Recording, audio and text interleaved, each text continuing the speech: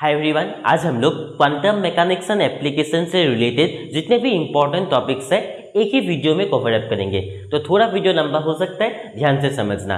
पहला टॉपिक देखते हैं यहाँ पर प्रॉपर्टीज ऑफ फोटोन के बारे में। आप लोग को फोटोन के बारे में पता होगा, तो उसका कुछ इंपॉर्टेंट प्रॉपर्टीज जो कि एग्जाम पॉइंट ऑफ व्यू से इंपॉर्टेंट है।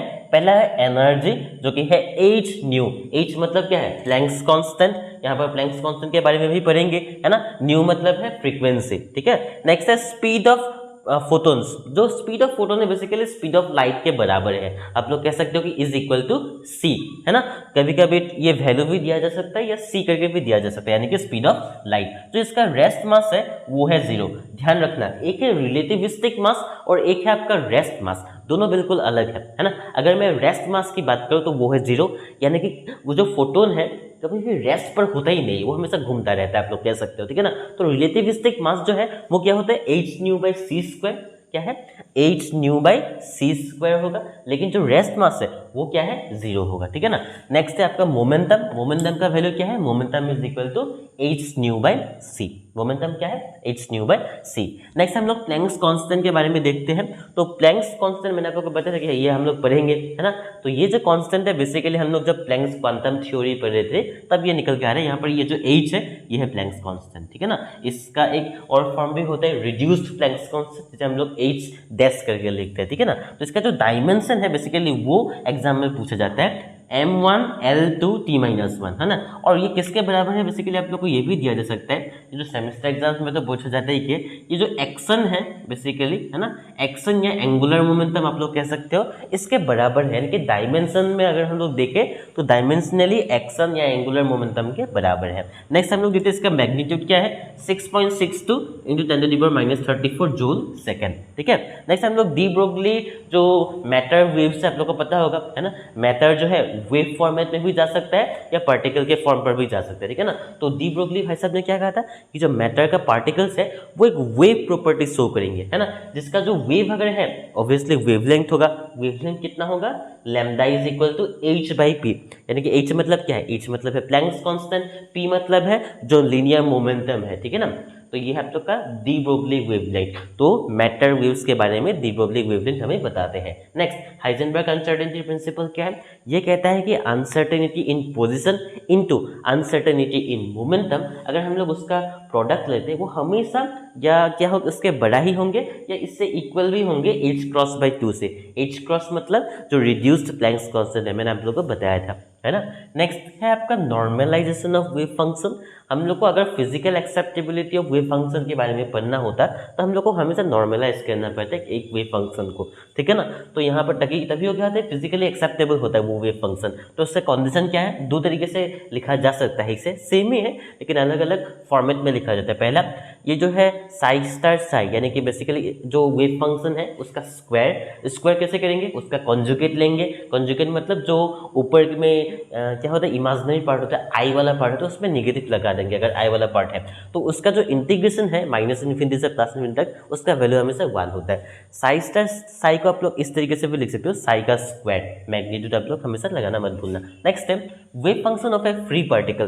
फ्री पार्टिकल में जो वेव फंक्शन है उसे हम लोग कैसे लिखेंगे? Psi x, t is equal to AEI kx minus omega T. A मतलब एम्पलीट्यूड, ठीक है ना। तो यहाँ पर अगर x डायरेक्शन पर प्रोपेगेट करें तो यहाँ पर x, t होगा और k के साथ x होगा। नेक्स्ट आपका स्क्रोडिंजर इक्वेशन आप लोगों को पता होगा। टाइम डिपेंडेंट स्क्रोडिंजर इक्वेशन क्या है? -h cross square by twice m del square psi by del X square plus v psi is equal to i h cross del psi by del t, है ना। तो यहाँ तक शायद आप लोग समझ के देखिए। यहाँ पर अगर हम लोग फ्री पार्टिकल के लिए फिर से स्क्रोडिंजर इक्वेशन देखें तो ये वाला टर्म v साई 0 हो जाएंगे। फ्री पार्टिकल मतलब है क्या? जो पोटेंशियल है वो 0 होगा, ठीक है ना। नेक्स्ट है probability current density. Probability current density मतलब क्या है? Probability per unit time per unit area, ठीक है। तो इसका फॉर्मूला जो है सिंबल बेसिकली एस है। इसका फॉर्मूला है I H cross by twice m psi del psi star by del X minus psi star del psi by del X. Psi star मतलब जो वेव फंक्शन का कॉन्जुगेट वेव फंक्शन होता है ना। Conjugate निकालना मैंने आप लोगों को समझा दिया है। अब प्रोबेबिलिटी कंजर्वेशन इक्वेशन क्या है? जो बेसिकली ये बताते हैं कि जो rate of change of probability है ना, यानी कि बेसिकली एक प्रोबेबिलिटी एक जगह पर एक रीजन पर कितना इनफ्लो हो रहा है वो क्या होगा, बराबर होगा डेल डॉट एस के बराबर, या rate of change of probability के बराबर। और इसी को हम लोग क्या कहते हैं, प्रोबेबिलिटी कंजर्वेशन इक्वेशन कहते हैं, जो कि है del P by del T plus del dot S factor is equal to 0, जो कि बेसिकली डाइवर्जेंस बता रहा है। डाइवर्जेंस मतलब क्या है, एक जगह पर कितना इनफ्लो और कितना आउटफ्लो हो रहा है ना। आई होप आप लोग कहने समझ के। तो नेक्स्ट टॉपिक देखते हैं हम लोग। तो चलिए नेक्स्ट टॉपिक देखते हैं। यहाँ पर ये है आपका एजेंट वैल्यू और एजेंट फंक्शन के ऊपर। अगर आपके पास एक ऑपरेटर है, मान लीजिए ए कैप, ऑपरेटर को हम लोग कैसे नोट करते हैं, ए कैप, है ना। तो उसको अगर हम लोग एक ऐसे वेव फंक्शन के साथ ऑपरेट करें उसे, है ना, ताकि उसका जो रिजल्ट है, यानी कि ऑपरेट करने पर जो रिजल्ट आता है, मान लीजिए वो क्या है, सेम वेव फंक्शन आ रहा है और साथ में कांस्टेंट आ रहा है। कांस्टेंट मतलब नंबर हो सकता है 2, 3, 4, 1/2, 1/3, है ना। तब हम लोग क्या कहेंगे, ये जो कांस्टेंट वैल्यू आ रहा है ए, इसे हम लोग कहेंगे एजेंट वैल्यू, और जो वेव फंक्शन है वो एजेंट फंक्शन कहेंगे हम लोग। कब, जब जो सेम वेव फंक्शन को ऑपरेट करने पर जो रिजल्ट आएंगे वो बिल्कुल सेम रहेंगे। मान लीजिए जो वेव फंक्शन है e⁻³ है, तो ऑपरेट करने पर जो रिजल्ट है वो मान लीजिए e⁻³ ही है, तब हम लोग कहेंगे एजेंट वैल्यू और एजेंट फंक्शन, ठीक है ना। तो नेक्स्ट टॉपिक है लीनियर मोमेंटम ऑपरेटर। यहाँ पर मोमेंटम ऑपरेटर अगर आप लोग को कहा गया तो समझ जा कि लीनियर अलग है, एंगुलर अलग है। तो लीनियर अगर हम लोग बात करते तो होगा वन डायमेंशन के लिए क्या, px कैप, या मान लीजिए py कैप या pz कैप। अगर यहाँ पर y होगा तो यहाँ पर y होगा, z होगा तो z होगा। ये क्या है, -i(h cross del by del X. अगर थ्री डायमेंशन की बात करें तो यहाँ पर क्या होगा, -i(h क्रॉस डेल वेक्टर। ये डेल वेक्टर क्या रिप्रेजेंट कर रहा है, del by del X plus del by del Y plus del by del Z, यानी कि तीनों जो एक्सिस है उसका सम होगा बेसिकली। ये डेल बाई डेल एक्स है ना, plus del by del Y plus del by del Z होगा, ठीक है ना। तो नेक्स्ट है एनर्जी ऑपरेटर। ये एनर्जी ऑपरेटर भी दो तरीके का होता है। एक तो होता है टाइम डिपेंडेंट। अगर हम लोग टाइम डिपेंडेंट स्क्रोडिंगर इक्वेशन का निकालते हैं तो क्या होगा, टाइम डिपेंडेंट एनर्जी ऑपरेटर निकलेंगे, जो कि होगा E cap is equal to i(h cross del by del T. अगर हम लोग टाइम इंडिपेंडेंट स्क्रोडिंगर इक्वेशन को सॉल्व करते हैं तब उस जो एनर्जी ऑपरेटर निकलेंगे उसे हम लोग हैमिल्टनियन ऑपरेटर भी कह सकते हैं। वो क्या होगा, -h cross square by twice m del square plus v। यहाँ पर डेल स्क्वायर मतलब क्या है, del square by del X square. ये जो डेल बाई डेल एक्स आप लोगों को दिखाई पड़ रहा था, तो ये होगा del square by del X square plus del square by del Y square plus del square by del Z square, ठीक है ना। प्लस साथ में पोटेंशियल v होगा। नेक्स्ट है आपका एंगुलर मोमेंटम ऑपरेटर, जो कि देखने में बड़ा अलग है, लेकिन मैं आप लोगों को एक ट्रिक बताने वाला हूँ। lx कैप, यानी कि मान लीजिए एंगुलर मोमेंटम इन x डायरेक्शन, वो क्या होगा, ये आप लोगों को याद रखना होगा, i(h cross sin phi del by del theta plus cos theta cos phi by sin theta del by del phi. इसी में अगर आप लोग एल वाई कैप निकालना चाहते हो तो आप लोग क्या करेंगे, साइन फाई के जगह पर कॉस फाई रिप्लेस करेंगे और कॉस फाई के जगह पर माइनस साइन फाई, बाकी एज डिस रहेंगे। साइन फाई के जगह पर क्या होगा, कॉस फाई होगा, और यहाँ पर कॉस फाई के जगह पर माइनस साइन फाई, बाकी एज इट इज सेम है ना। और एल जेड कैप बहुत ही छोटा है, आप लोग याद रखेंगे, -i(h cross del by del phi, बस खत्म हो गया, ठीक है ना।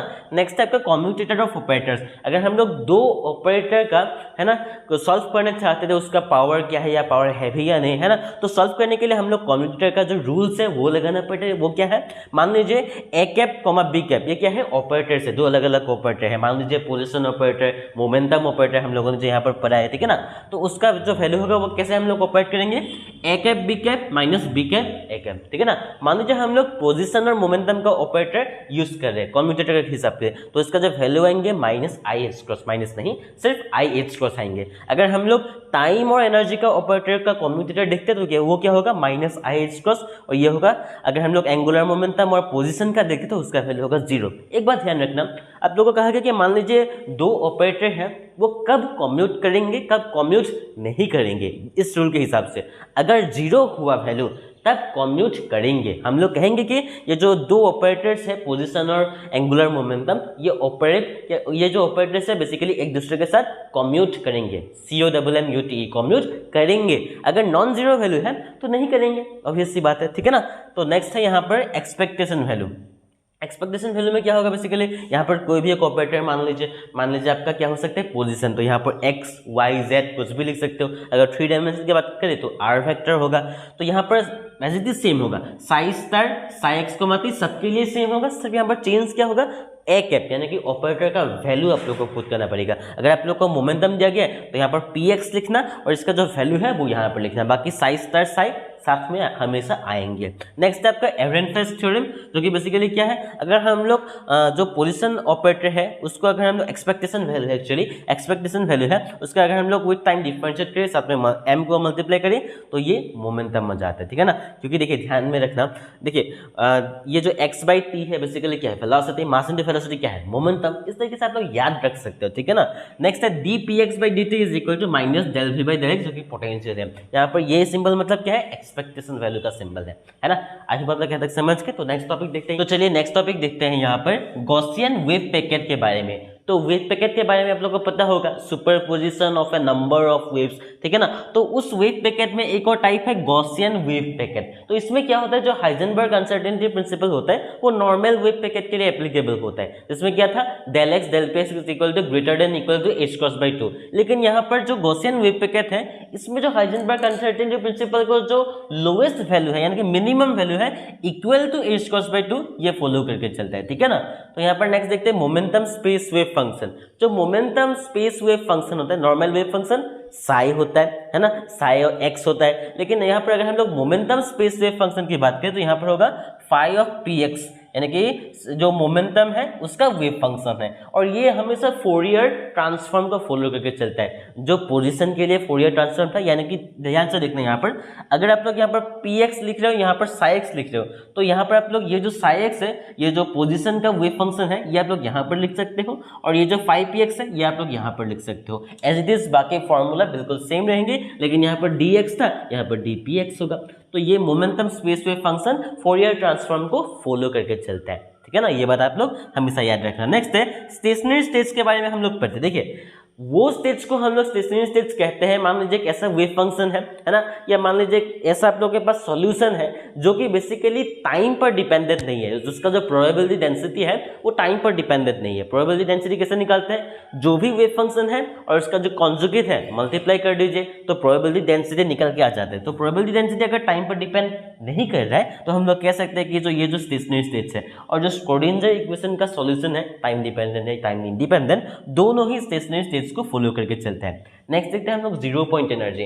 मान लीजिए आपके पास कई लेवल्स ऑफ एनर्जी लेवल्स है, तो उसे हम लोग रिप्रेजेंट करेंगे ई एन। एन मतलब एनर्जी लेवल कितना है, 1 2 3 4 n + 1/2 h क्रॉस ओमेगा। जो क्वांटम मैकेनिक्स होता है उस पर जीरो पॉइंट एनर्जी पॉसिबल है। जीरो पॉइंट एनर्जी मतलब ये जीरो, एन का वैल्यू अगर जीरो भी हो सकता है तो उसका वैल्यू क्या होगा, 0 + 1/2 h क्रॉस ओमेगा, तो ये होगा h क्रॉस ओमेगा बाई 2। शायद आप लोग ख्याल समझ, ठीक है ना। नेक्स्ट देखते हैं यहाँ पर Schrödinger equation spherical polar coordinates, है ना। तो यहाँ पर क्या होगा, पहले 1/r² del by del r, r² del psi by del r, है ना। यहाँ पर देखिए पहले r² था, यहाँ पर r² sin थीटा होगा, है ना। एक बात ध्यान रखना आप लोग, हम लोग किसके रेस्पेक्ट में डिफरेंशिएट कर रहे हैं, r के रेस्पेक्ट में। तो नीचे जो भी r के साथ है वो r में है वो यहाँ पर होगा। जैसे कि यहाँ पर थीटा के रेस्पेक्ट में डिफरेंशिएट कर रहे हैं तो थीटा के साथ क्या है, sin थीटा, तो यहाँ पर sin थीटा होगा। नेक्स्ट φ² और साथ में ये पार्ट आप लोग लिखना मत भूलना। तो ऐसे में e - v size equal to 0। Next हम लोग देखते हैं ऑर्बिटल मैग्नेटिक मोमेंट, जो कि है mu L vector is equal to gl - c by twice m l vector, जहां पर कैपिटल एल वेक्टर मतलब क्या है, ऑर्बिटल मैग्नेटिक, जो बेसिकली क्या है ऑर्बिटल मैग्नेटिक ये मोमेंट था, और ये है ऑर्बिटल वेक्टर आप लोग कह सकते हो, है ना। तो यहाँ पर क्या है स्पिन मैग्नेटिक मोमेंट, जो कि है mu S vector equal to G S. यहाँ पर जी एल और जी एस मतलब क्या है, गायरोमैग्नेटिक रेशियो है, ठीक है ना। यहाँ पर नेक्स्ट है, यह आपका बेसिकली एल वेक्टर आपका एंगुलर मोमेंटम है ना, और ये है स्पिन एंगुलर मोमेंटम। दोनों को अगर आप लोग मिला देते हो तो टोटल एंगुलर मोमेंटम निकल के आ जाता है, ठीक है ना। एल वेक्टर मतलब एंगुलर मोमेंटम था, ठीक है ना। तो यहाँ पर -c by twice m exact होगा, जीएल की जगह पर जीएस होगा, और इसका वैल्यू क्या है, जीएल और जीएस नेक्स्ट टॉपिक पे पढ़ेंगे। एल वेक्टर और एस वेक्टर, एस वेक्टर मतलब क्या है, स्पिन एंगुलर मोमेंटम वेक्टर था, ठीक है ना। नेक्स्ट है जीएल का वैल्यू 1, जीएस का वैल्यू 2, है ना। तो यहाँ पर लोग 1 और 2 भी लिख सकते हो साथ में फॉर्मूला में। तो ये है गायरोमैग्नेटिक रेशियो, जो कि बेसिकली अगर डेफिनेशन पूछा गया तो आप लोग लिखना the ratio of magnetic moment to the जो एंगुलर मोमेंटम वेक्टर या जो कि मोमेंटम वेक्टर है बेसिकली, ठीक है ना। नेक्स्ट है बोर मैग्नेटॉन, क्या है, जो एलिमेंट्री मैग्नेटिक मोमेंट, इससे छोटा कोई भी मैग्नेटिक मोमेंट नहीं हो सकता। इसे हम लोग क्या कहते हैं, बोर मैग्नेटॉन कहते हैं। इसका वैल्यू क्या है, mu B is equal to E H cross by twice M, जो कि कांस्टेंट वैल्यू है क्योंकि सबका वैल्यू हम लोग को पता है 9.27 × 10⁻⁻24 ampere metre square. SI unit भी साथ में देख लेना। नेक्स्ट है लार्मर्स फ्रीक्वेंसी, जो कि है omega L is equal to E V by twice M, जो कैसे आता है हम लोग को, लार्मर्स थ्योरम से आता है। लार्मर्स थ्योरम हमें क्या कहता है, मान लीजिए यहाँ पर ये क्या है, ये एक एक्सिस है ना, इसके चारों मान लीजिए मैग्नेटिक फील्ड घूम रहा है ना। तो जो मैग्नेटिक फील्ड है बेसिकली क्या कहता है, यहाँ पर दो है, एल वेक्टर और एस वेक्टर है, एक दूसरे के साथ क्या करते हैं, ये मान लीजिए मैग्नेटिक फील्ड का एक क्या है, एक्सिस है, ध्यान से समझना, ये मान लीजिए क्या है, एक मैग्नेटिक फील्ड का एक्सिस है ना। तो इसके चारों ओर जो एंगुलर मोमेंटम है वो एक दूसरे के साथ कोण बना के चलेंगे कुछ इस तरीके से। यहाँ पर ये मान लीजिए कि एक्सिस है, तो यहाँ पर कुछ कोण बना के ऐसे, जो ये angular momentum L vector S vector है, कुछ ऐसे करके चलेंगे, इसे कहते हैं हम लोग लार्मस थ्योरम, है ना। आई होप आप लोग समझ के, कुछ भी डाउट है तो मुझे कमेंट करके बता सकते हो। मिलते हैं अगले वीडियो पर, तब तक के लिए जय हिंद।